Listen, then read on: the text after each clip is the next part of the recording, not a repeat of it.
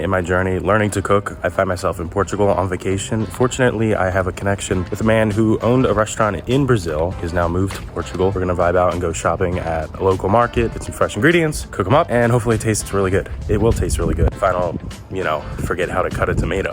What is the dish exactly we're making? Caldeirada. Caldeirada.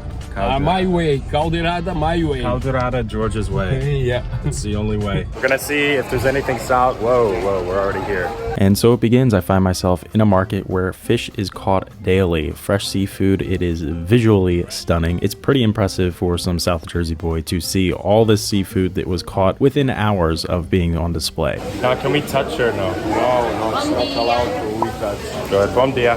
Bom dia. George definitely knows what he's going for here, getting about 1 pound to 2 pounds of cuts of fish that we just don't work with in the States. What I find unique is we're mixing and matching here, getting pieces of salmon, skate, which is similar to a ray, and from what I saw, a fish similar to cod or a haddock. We then pick up some basic produce, peppers, tomatoes, some onions, potatoes, and George sends me on my way.